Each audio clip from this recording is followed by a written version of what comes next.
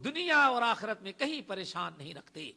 حضرت عبداللہ ابن عباس رضی اللہ تعالیٰ عنہما کہتے ہیں، اس آیت میں جو اللہ تعالیٰ نے ارشاد فرمایا وَمَن يَتَّقِ اللَّهَ يَجْعَل لَّهُ مَخْرَجًا وَيَرْزُقْهُ مِنْ حَيْثُ لَا يَحْتَسِبُ وَمَن يَتَوَكَّلْ عَلَى اللَّهِ فَهُوَ حَسْبُهُ۔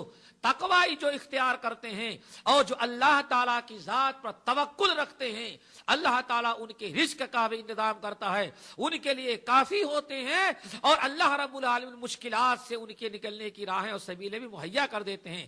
واقعہ ذرا دیکھیں، حضرت عبداللہ ابن عباس رضی اللہ تعالیٰ عنہ ارشاد فرماتے ہیں، حضرت عوف ابن مالک الاشجعی، نام یاد رکھیں صحابی کا، عوف ابن مالک الاشجعی رضی اللہ تعالیٰ عنہ۔ اللہ تعالیٰ صحابہ کرام کے حالات کو پڑھنے اور ان کا مطالعہ کرنے کی توفیق نصیب فرمائے۔ عجائبات آپ دیکھیں گے، آپ کا ایمان مضبوط ہوگا، آپ کا ایمان قوی ہوگا، آپ کے اندر آخرت کی فکر پیدا ہوگی، آپ کے اندر دشمن کے مقابلے میں دلیری، جرأت اور ہمت پیدا ہوگی۔ لیکن شرط ہے کہ صحابہ کرام کے حالات کا تو مطالعہ کیا جائے۔ عوف ابن مالک رضی اللہ تعالیٰ عنہ تمام روایات کا مطالعہ کرنے کے بعد اندازہ رکھتا ہے کہ ایک تو بہت غریب تھے، بہت ہی تنگی تھی ان کے یہاں، بہت پریشان ہوئے، تو نبی علیہ الصلوۃ والسلام کے پاس آئے اور کہا یا رسول اللہ، اگر کچھ آپ کے پاس ہو سکتا ہے بیت المال میں تو آپ براہ مہربانی کچھ نہ کچھ ہمارا انتظام آپ کر دیں۔ لیکن اس وقت بیت المال قائم نہیں تھا، ابھی نیا نیا معاملہ تھا، اس لیے نبی علیہ السلام کے پاس کوئی چیز نہیں تھی۔ نبی علیہ السلام نے ان کو فرمایا اتق اللہ واصبر۔ کیا فرمایا؟ اتق اللہ واصبر، جاؤ تم تقوی اللہ اختیار کرو اور صبر سے کام۔ اللہ اکبر، مشکلیں آتی ہے لیکن فَإِنَّ مَعَ الْعُسْرِ يُسْرًا، إِنَّ مَعَ الْعُسْرِ يُسْرًا، تنگی اور پریشانی میں گھبرانا نہیں چاہیے۔ نبی علیہ السلام نے دو وصیت کی، بیت المال میں کچھ نہیں ہے، میں تمہاری مدد نہیں کر سکتا، تمہیں دو نسخے تجویز کر کے دیتا، ان پر تم جا کر کے عمل کرو۔ ایک تو کیا ہے؟ اتق اللہ، اور دوسرا ہے وصبر، اللہ تعالی سے ڈرو، وصبر، اور ذرا صبر سے کام لو۔ ایک تو یہ ہے، یہ پریشانی تھی۔ ادھر خود تو ہجرت کر کے مدینۃ المنورہ آ چکے تھے اپنی بیوی کو لے کر کے، لیکن ان کا بیٹا جب اسلام لایا مکے میں تو مکے والے نے اس کو قیدی بنا لیا اور اس کے ہاتھ پیر میں زنجیریں اور بیڑیاں ڈال کر کے ایک گھر میں بند کر دیا۔ بہت تکلیف میں تھے، بہت تکلیف دیا۔ ایک تو مسلمان ہو جانے کی وجہ سے نالا تھے، چڑھے ہوئے تھے، دوسرے باپ اور ماں دونوں مسلمان ہو کر کے مدینہ چلے آئے تھے، ان کو گرفتار نہ کر سکے، اس لیے کفار مکہ بہت ایذا دے، بڑی تکلیف دے رہے تھے۔ کوئی مکۃ المکرمہ سے مدینہ آ رہا تھا تو اس بیٹے نے کہا کہ یہ خط میں لکھوا دیتا ہوں، یہ خط لے جا کر کے میرے والد کو ذرا دے دینا، میرے والد کو دے دینا۔ جیل کے اندر ایک چٹھی لکھ دی اور باپ کے پاس بھیج دیا۔ جب مکے سے قاصد مدینہ آیا اور اس نے نبی علیہ السلام، اس نے ان کے باپ عوف ابن مالک کو چٹھی پکڑا دی۔ عوف ابن مالک نے کھولا تو اس کے اندر لکھا تھا ائت رسول اللہ صلی اللہ علیہ وسلم فعالمہ ما انا فیہ من الشدیق والشدہ۔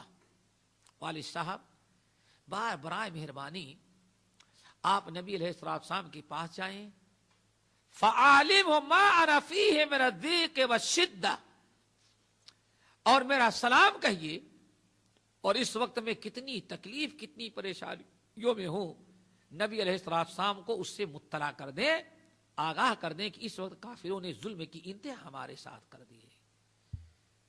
یہ بھائی بڑے خوش نصیب تھے، اتنی تکلیف برداشت کر کے بھی دین پر وہ قائم رہے، ہمارے اور آپ کا دین۔ دین کی راہ میں کوئی تکلیف نہ ملی، فتنے آئے، اللہ اکبر، آج تھوڑی تھوڑی چیز کے معاملے میں ہم دین کو چھوڑ دے رہے ہیں۔ وہاں گردنیں بھی کٹ جائے دین نہیں چھوڑتے تھے، کیوں؟ دین بڑی مشقت سے ان کو حاصل ہوا تھا، اور ہم لوگوں کو دین فری میں مل گیا۔ مسلمان گھر میں پیدا ہوئے، مسلمان ملک میں پیدا ہوئے، اس لیے ہمیں اسلام کے لیے کچھ اٹھانا ہی نہیں پڑا۔ ایک 111 کا چکر چلا تو کتنے لوگوں نے داڑھیاں نکال دی، کتنے لوگوں نے نام بدل لیا۔ نہیں بھائی، اگر ہم یہ سب کریں گے تو ہم کو بھی کہا جائے گا یہ بھی القاعدہ کا ممبر ہے۔ نام بھی لوگوں نے بدلنا شروع کر دیا۔ 111 سمجھ گئے نا؟ 111 بس ذرا سوچو، ایک 111 نے اتنا زیادہ ہم کو پریشان کر دیا۔ نام بھی ہے یوسف تو کہے جوزف رکھ لو تاکہ دونوں میں چلے۔ اگر کوئی پکڑے گا تو پتہ ہی نہیں چلے کہ میں مسلمان ہوں یا غیر مسلم ہوں۔ اگر داؤد ہے تو کیا رکھ لو؟ ڈیوڈ رکھ لو۔ اللہ اکبر، ایک فتنے نے ہمارے قدموں کو اتنا ڈگمگا دیا۔ میرے بھائیوں، بھیڑیاں پہنا دی گئی ہیں، باندھ لگا دی گئی ہیں، زنجیریں ڈال دی گئی ہیں، ایک نوجوان کو جیل میں قید کر لیا گیا ہے، دین سے نہیں پھرتا، اور اپنے والد کو لیٹر لکھتا ہے ایت رسول اللہ صلی اللہ علیہ وسلم فعالم ما انا فیہ من الضیق والشدہ۔ والد محترم، آپ اللہ کے رسول کے پاس جا کر کے آپ سے سلام کہہ دیجیے گا، اور میرے اوپر جو اس وقت ظلم کے پہاڑ کفار مکہ ڈھا رہے ہیں، نہ ہم لیٹ سکتے ہیں نہ بیٹھ سکتے ہیں، ہمارے بیڑیاں اور زنجیریں ہم کو پہنائی گئی ہیں، برائے مہربانی والد صاحب سے جا کر کے والد اللہ کے رسول کو بتا دیں، ممکن ہے کہ اللہ کے رسول اس کا کچھ نسخہ ہماری مصیبت کے ٹلنے کا تجویز کریں۔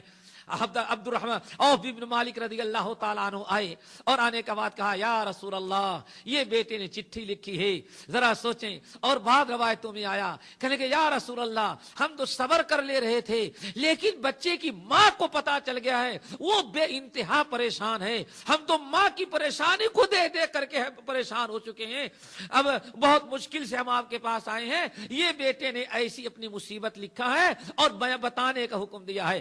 نبی علیہ السلام سامنے ساتھ رمایا، اکتب الیہ، اکتب الیہ، ایسا کرو یہ چٹھی لکھ دو میری جانب سے، اور تمہارا بیٹا انشاءاللہ ضرور نجات پائے گا، اور ضرور بھی ضرور تمہارے یہاں آئے گا، ساری مشکلات دور کر دی ہو جائیں گی۔ لیکن کیا لکھوایا اس سننے کے لائق، اکتب الیہ وامرہ بالتقوی والتوکل علی اللہ۔ یہ لکھو اپنے بیٹے کو کہ تمہارے بیٹوں کو، اپنے بیٹوں کو تقوی اور تقوی اللہ اور توکل علی اللہ، اپنے اندر تقوی اور توکل پیدا کرو۔ وَأَن يَقُولَ عِنْدَ صَبَاحِهِ وَمَسَائِهِ، اللہ اکبر، یاد کرو ان دعاؤں کو۔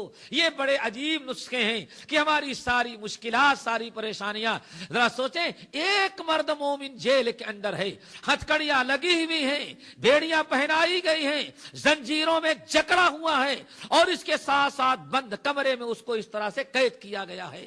اللہ کے رسول ارشاد فرماتے ہیں، ہمارے اندر بھی کوئی طاقت نہیں کہ حملہ کر کے ہم اپنے بھائی مسلمان بھائی کو لا سکیں۔